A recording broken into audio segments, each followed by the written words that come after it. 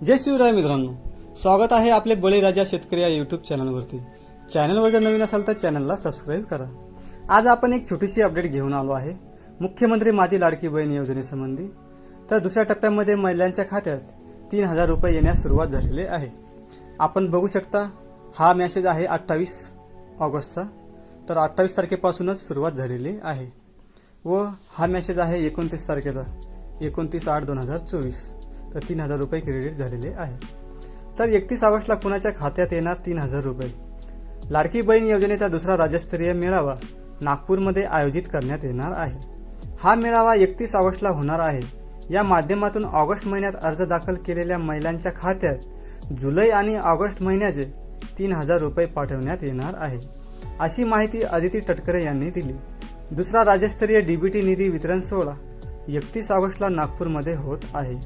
ज्या महिलांनी ऑगस्ट महिन्यात अर्ज सादर केले आहेत त्यांच्या अर्जांची छाननी सुरू असून त्यांना 31 ऑगस्टला पैसे मिळतील, असे अदिती तटकरे म्हणाले। तर 31 ऑगस्टपासून पैसे मिळतील असे बोललेले होते, परंतु मित्रांनो त्या अगोदरच 28 ऑगस्टपासून पैसे येण्यास सुरुवात झालेली आहे। आपण बघू शकता 28 तारखेपासून पैसे येण्यास सुरुवात झालेले आहे। ऑगस्ट महिन्यात आलेल्या अर्जानुसार नागपूरच्या कार्यक्रमात 45 ते 50 लाख महिलांच्या खात्यात 3000 रुपये वर्ग केले जाणार आहे।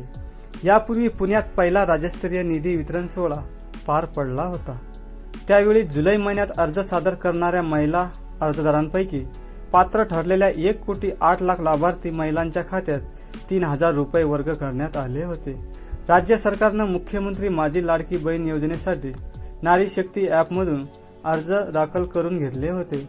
ज्या महिलांच्या खात्यात सरकारने पैसे पाठवले होते त्यामधील काही रक्कम बँकांनी कपात केली होती। मात्र राज्य सरकारनं बँकांना आदेश देत मुख्यमंत्री माझी लाडकी बहीण योजनेच्या पैशांची कपात न करता ते महिलांना द्यावेत असे आदेश दिले होते। तर आता महिलांचे पैसे हे बँकेमधून कपात होणार नाही, तर ते थेट महिलांना मिळणार आहे। यासंबंधी बँकांना आदेश दिलेले आहे। तर मुख्यमंत्री माझी लाडकी बहीण योजनेतील सर्व पात्र महिलांना लाभ मिळणार। मुख्यमंत्री माझी लाडकी बहीण योजनेतील 31 जुलैपर्यंतच्या सर्व पात्र महिला भगिनींना योजनेचा लाभ देण्यात आला आहे। 31 जुलैनंतर अर्ज केलेल्या महिलांच्या अर्जांची जिल्हा स्तरावर पडताळणी प्रक्रिया सुरू आहे। जिल्हास्तरीय मान्यताप्राप्त अर्जांचा डेटा महिला व बाल विकास विभागाकडे येताच ती यादी बँकेकडे पाठवली जाते। तर मित्रांनो आपण बघू शकता 31 ऑगस्ट नंतर पैसे देण्यास सुरुवात होणार होती, परंतु आता पैसे देण्यास सुरुवात 28 ऑगस्टपासूनच सुरुवात झालेली आहे। महिला व बाल विकास विभागाकडून बँकांना सूचना। योजनेअंतर्गत मिळालेला लाभ कोणत्याही कारणासाठी कपात करता येणार नाही। लाभार्थ्यांचे कर्ज थकीत असले तरीही मुख्यमंत्री माझी लाडकी बहीण योजनेअंतर्गत मिळालेले पैसे त्या कर्जासाठी वजा करता येणार नाही।